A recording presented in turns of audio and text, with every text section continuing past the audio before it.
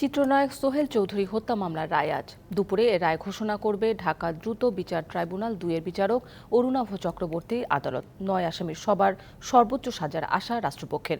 আর আসামি পক্ষের দাবি, রাষ্ট্রপক্ষ মামলাটি প্রমাণ করতে ব্যর্থ হওয়ায় খালাস পাবেন সবাই। ৯০ দশকের জনপ্রিয় নায়ক সোহেল চৌধুরী ১৯৯৮ সালের ১৭ ডিসেম্বর রাজধানীর বনানী ট্রাম্পস ক্লাবে গুলি করে হত্যা করা হয় তাকে। মামলা হয় গুলশান থানায়। হত্যার পরের বছর আজিজ মোহাম্মদ ভাইসহ ৯ জনের বিরুদ্ধে অভিযোগপত্র দেয় গোয়েন্দা পুলিশ। বিচার শুরু হয় ২০০১ সালে। তবে ওই আদেশ চ্যালেঞ্জ করে এক আসামি উচ্চ আদালতে গেলে আটকে যায় বিচার কার্যক্রম।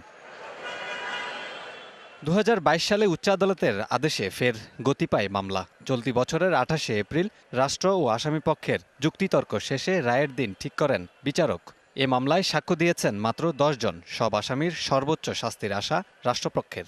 আমরা যথাসাধ্য চেষ্টা করেছি মামলাটা যথাসাধ্য প্রমাণ করার জন্য। আমি আশাবাদী যে এই মামলায় আমরা সর্বোচ্চ শাস্তি দাবি করি এবং আসামিদের সর্বোচ্চ শাস্তি হবে, এটাই আমার প্রত্যাশা।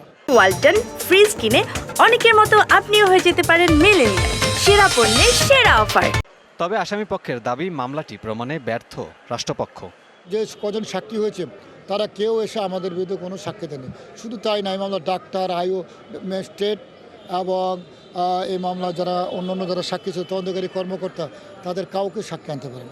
চাঞ্চল্যকর এই হত্যা মামলার আসামি ব্যবসায়ী আজিজ মোহাম্মদ ভাই, ট্রাম্পস ক্লাবের মালিক আফাকুল ইসলাম ওরফে বান্টি ইসলাম, সেলিম খান, হারুনুর রশিদ ওরফে লেদার লিটন ও আদনান সিদ্দিকী পলাতক। অন্যদের মধ্যে আশিস রায় চৌধুরী ওরফে বোতল চৌধুরী, তারিক সাইদ মামুন, ফারুক আব্বাসী জামিনে। আর কারাগারে আছেন সানজিদুল ইসলাম ইমন। Kamrul Hasan, DBC news, Dhaka.